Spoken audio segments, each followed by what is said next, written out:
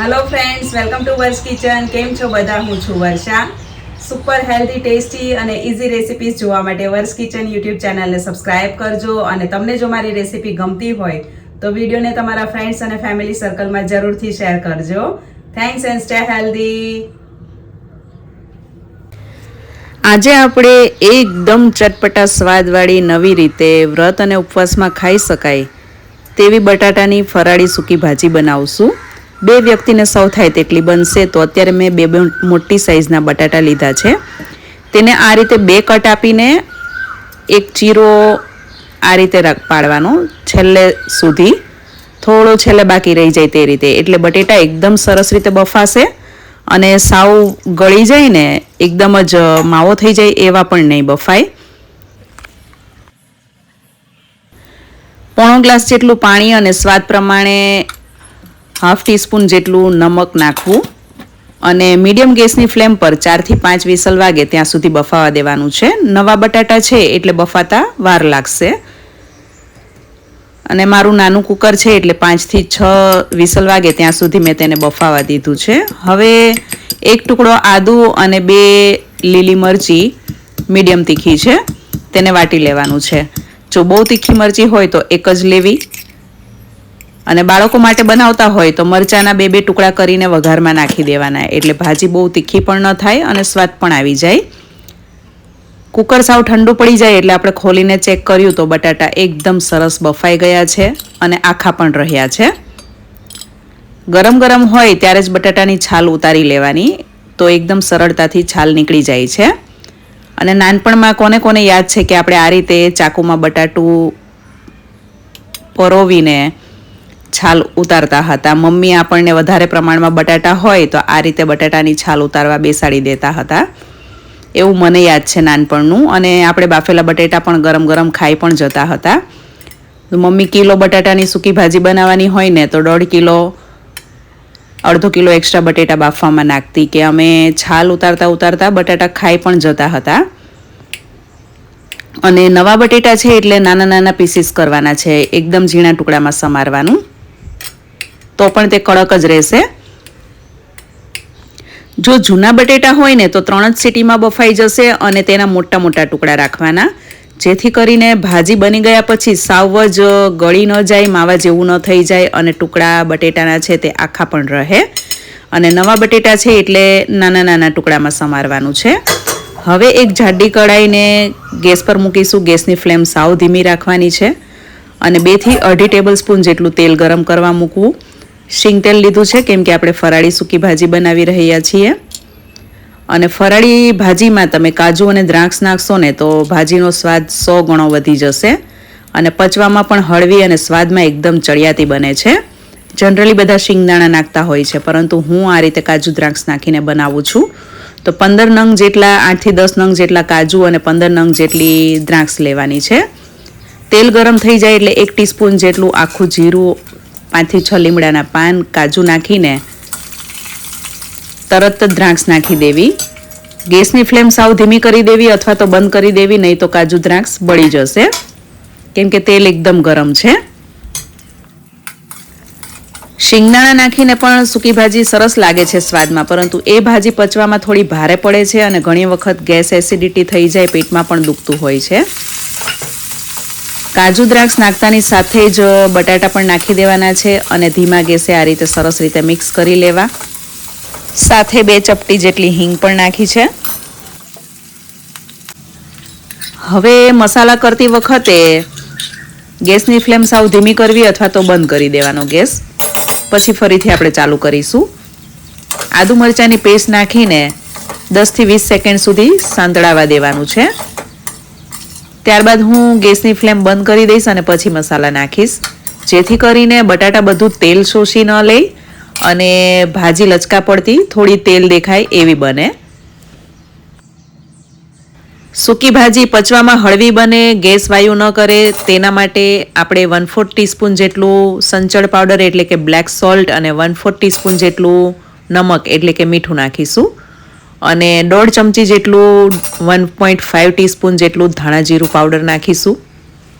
Gas અત્યારે મેં બંધ રાખ્યો છે અને 2 ચપટી જેટલો કાળા મરીનો પાવડર ખાસ નાખવાનો છે. આનાથી સૂકી ભાજીનો સ્વાદ એકદમ સરસ આવે છે અને પચવામાં એકદમ હળવી બને છે. હવે ફરીથી ગેસ ચાલુ કરીને ગેસની ફ્લેમ ધીમી રાખીને બધું મિક્સ કરીને સાથે આપણે 1 ટીસ્પૂન જેટલી સુગર નાખવાની છે. સુગર નાખવાથી ભાજી થોડી ગળચટ્ટી બનશે અને ખાવાની મજા પડી જશે. ધીમા ગેસની ફ્લેમ પર આપણે અડધી મિનિટ જેવું સંતળાવા દેશું. વધારે વાર તમે ચાલુ ગેસ રાખીને જો બટાટાને મિક્સ કરશો ને તો શું થશે કે તેલ સાવ જ શોષાઈ જશે અને ભાજી સાવ કોરી પડી જશે. સૂકી ભાજી પણ થોડી લચકા પડતી હોય ને, થોડું એમાં તેલ છૂટું પડે એવું દેખાય ને તો તે ખાવામાં બહુ સ્વાદિષ્ટ લાગે છે. તો અત્યારે એકદમ ધીમા ગેસની ફ્લેમ પર આપણે માત્ર અડધી મિનિટ જેવી સંતળાવા દેશું, જેથી મસાલાની કચાશ દૂર થઈ જાય અને બટેટામાં સ્વાદ ભળી જાય. હવે ધોઈને સમારેલી કોથમીર નાખવી. ભારોભાર કોથમીર નાખવાની સૂકી ભાજીમાં, એટલે કલર અને સ્વાદ બંને સરસ આવે. અને કોથમીર નાખીને ગેસ તરત જ બંધ કરી દેવાનો છે, એટલે કોથમીરનો લીલો રંગ એકદમ સરસ એવો જળવાઈ રહેશે. અને અડધા લીંબુનો રસ નાખવો. જો તમને વધારે પ્રમાણમાં ખાટી મીઠી ભાવતી હોય ને તો લીંબુ અને ખાંડ બંને ચડિયાતા નાખવાના. અત્યારે મેં 2 બટેટાના પ્રમાણમાં જે મસાલા કર્યા છે એ એકદમ પરફેક્ટ કર્યા છે. આ રીતે જો તમે બનાવશો તો ટેસ્ટમાં એકદમ પ્રોપર જ ભાજી તૈયાર થશે. ખાટી મીઠી ખારી અને તીખી એવી ચડિયાતા સ્વાદવાળી બટેટાની સૂકી ભાજી બની ગઈ છે. તો છેલ્લે આપણે તેમાં 2 ટેબલસ્પૂન જેટલા દાડમના દાણા પણ નાખીશું, જેથી દાડમના દાણાનો અને સૂકી દ્રાક્ષનો જે ગળચટ્ટો સ્વાદ આવે છે લીંબુની ખટાશ સાથે, એ બહુ જ સરસ એવો આવે છે. તો ગરમા ગરમ ફરાળી સૂકી ભાજીને અત્યારે આપણે એક સર્વિંગ પ્લેટમાં સર્વ કરીશું. અમારા ઘરમાં તાજી મોળી રગડા જેવી છાશ હોય છે અને દહીં હોય છે. જ્યારે ફરાળી સૂકી ભાજી બને છે ત્યારે ફરાળી પૂરી અથવા ફરાળી રોટલીની સાથે સર્વ થાય છે. આને તમે અત્યારે કેરીના રસ સાથે પણ સર્વ કરી શકો છો. ખાવાની મજા પડી જશે. તો ખાટી, મીઠી, તીખી અને ખારી એમ ચારેય સ્વાદ ચડિયાતા છે. તમને કેવા પ્રકારની સૂકી ભાજી ખૂબ જ ભાવે છે, ફરાળી સૂકી ભાજી કે રેગ્યુલર સૂકી ભાજી, તે મને કમેન્ટ્સમાં જરૂરથી જણાવજો. અને તમારા ઘરમાં વ્રત કે ઉપવાસ હોય ત્યારે કેવા પ્રકારની સૂકી ભાજી બને છે તે પણ મને જરૂરથી જણાવજો. આજનો આ વિડીયો તમે કયા શહેરમાંથી જોઈ રહ્યા છો તે પણ મને જરૂરથી જણાવજો. આજની આ રેસીપી તમને પસંદ આવી હોય તો વિડીયોને લાઇક અને શેર કરજો અને ચેનલને સબસ્ક્રાઈબ કરજો.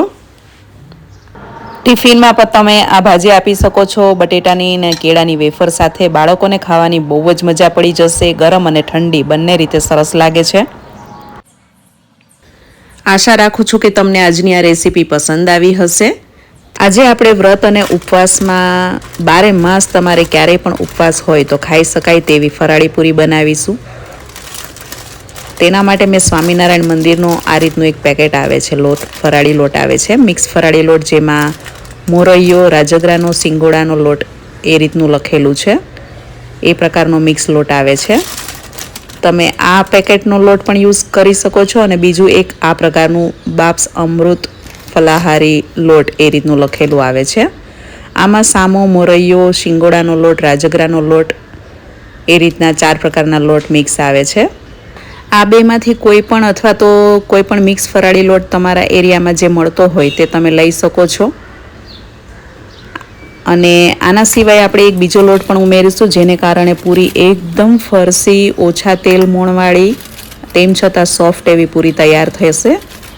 તો તેના માટે અત્યારે મેં 2 કપ આ મિક્સ ફરાળી લોટ લીધો છે. કપના માપથી લઉં છું. તમે જે પણ વાટકીનું માપ લેતા હો એ પ્રમાણે વાટકી સેટ કરવી માપમાં. અને 1.25 કપ જેટલો રાજગરાનો લોટ મિક્સ કરવાનો છે. 2 કપ મિક્સ ફરાળી લોટની સામે આ રીતનો રાજગરાનો લોટ આવે છે. બંને લોટ જરાક એવા જાડા છે, એકદમ ઝીણા બારીક મેંદા જેવા નથી, જરા એવા કરકરા છે. તો એકદમ પરફેક્ટ પૂરી બનાવવા માટે 2 કપ મિક્સ ફરાળી લોટની સામે 1.25 કપ રાજગરાનો લોટ મિક્સ કરવો. અને સ્વાદ પ્રમાણે નમક એટલે કે મીઠું નાખીને પહેલાં કોરા આ બધા સામગ્રીઓને મિક્સ કરી લેવાની છે. ત્યારબાદ તેમાં 2 ટેબલસ્પૂન મોણ નાખવાનું છે. વધારે પડતું મોણ નથી નાખવાનું. મોણ એક વખત સરસ રીતે મિક્સ કરી લેવાનું છે. આ પૂરી ઓછા મોણમાં પણ એકદમ ફરસી અને પોચી પૂરી તૈયાર થશે. મોણ જો તમે વધારે નાખશો તો તેલ પૂરીમાં ભરાશે, પૂરી એકદમ ઓઇલી થશે, તેલવાળી થશે. અત્યારે હું આમાંથી 1 કપ લોટ અલગથી કાઢી લઉં છું, મિક્સ કરેલો મોણવાળો, કેમ કે મારે આટલી બધી વધારે પૂરી બનાવવાની નથી. તો 2 કપ જેટલા લોટમાં અત્યારે જરૂર પ્રમાણે પાણી નાખીને મીડિયમ કઠણ લોટ બાંધવાનો છે. પરાઠાનો લોટ હોય એ પ્રકારનો લોટ બાંધવાનો છે. રોટલીનો લોટ હોય તેના કરતાં થોડો કડક અને ભાખરીનો લોટ હોય તેના કરતાં થોડો નરમ, એ રીતનો મીડિયમ કડક લોટ બાંધવાનો છે. એટલે પૂરી વણતી વખતે અટામણની જરૂર ન પડે અને એકદમ સરસ રીતે પૂરી વણાય. તો આ રીતે મીડિયમ કઠણ લોટ બાંધી લેવાનો છે. 2 મિનિટ તેને કેળવીને આ રીતનો લોટ હોવો જોઈએ, નહીં નરમ કે નહીં વધારે કઠણ. આપણે તેને 5 મિનિટ ઢાંકીને રહેવા દઈશું. 5 મિનિટ બાદ તેમાં 2 ચમચી જેટલું તેલ નાખીને સરસ રીતે કેળવી લેવાનો છે. અને ફરાળી પૂરી બનાવી રહ્યા છીએ તો આમાં મેં શીંગ તેલનો ઉપયોગ કર્યો છે.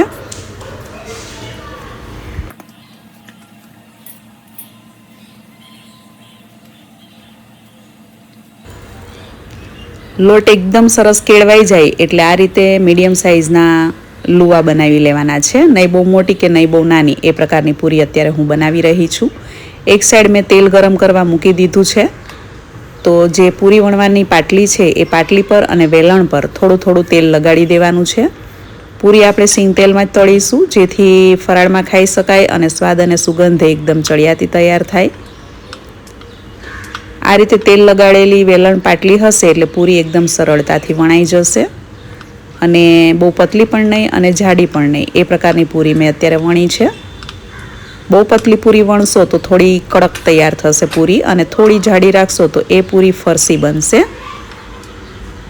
અને વણવામાં એકદમ સરળતાથી વણાઈ જાય છે. બિલકુલ અટામણની જરૂર નથી પડતી, અટામણ વગર જ વણવાની છે.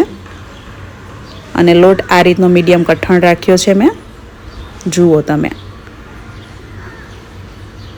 એકદમ સરળતાથી વણાઈ પણ જશે અને તેની કિનારીઓ ફાટતી પણ નથી, રાજગરાનો લોટ નાખ્યો છે તેમ છતાં.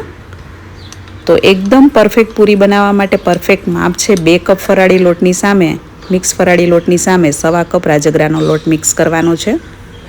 તેલ એકદમ સરસ ગરમ થઈ જાય ત્યારબાદ ગેસની ફ્લેમ થોડી ધીમી કરીને તેમાં પૂરી તળવા માટે નાખી દેવી અને ફરીથી મીડિયમ ફ્લેમ રાખી દેવાની છે. પૂરી મૂકતી વખતે તેલની ગેસની ફ્લેમ થોડી તમે ધીમી કરશો એટલે હાથ નહીં દાજે. અને પૂરી મૂક્યા બાદ ગેસની ફ્લેમ મીડિયમ કરી દેવાની, જેથી પૂરી એકદમ સરસ ગુલાબી તળાય. પર્સનલી મને વ્હાઈટ પૂરી કરતાં થોડી બ્રાઉનિશ પૂરી વધારે પસંદ છે, જે ખાવામાં મીઠી લાગે છે અને થોડી ક્રિસ્પી પણ તૈયાર થશે. તમને એકદમ પોચી પૂરી ભાવતી હોય તો આ રીતે લાલ નહીં થવા દેવાની, સફેદ પૂરીને જ ઉતારી લેવાની, તો એ પૂરી થોડી પોચી તૈયાર થશે. અને આ પૂરી થોડી ફરસી અને પોચી એ રીતની તૈયાર થશે.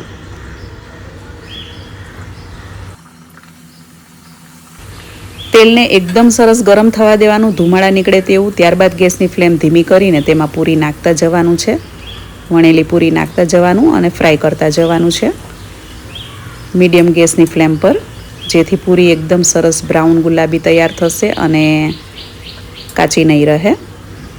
અને પૂરી એકદમ સરસ રીતે ફૂલશે પણ ખરી. આ પૂરી તમે રેગ્યુલર ઘઉંના લોટની જે પૂરી બનાવતા હો એના કરતાં વધારે ફરસી, સ્વાદમાં વધારે મીઠી તૈયાર થશે. એક વખત તમે આ રીતે મિક્સ ફરાળી લોટની પૂરી બનાવશો પછી તમને ઘઉંના લોટની પૂરી પણ ટેસ્ટમાં ફીકી લાગશે.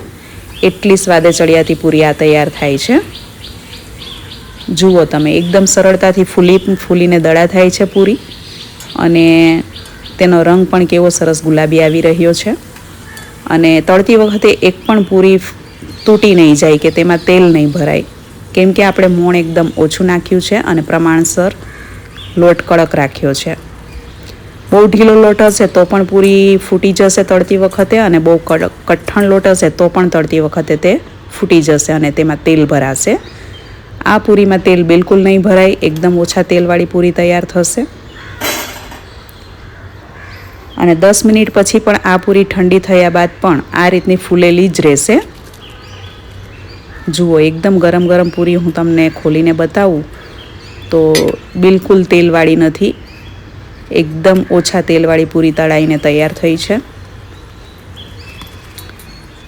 અને તમે અવાજ સાંભળી શકો છો કેટલી ક્રિસ્પી તૈયાર થઈ છે.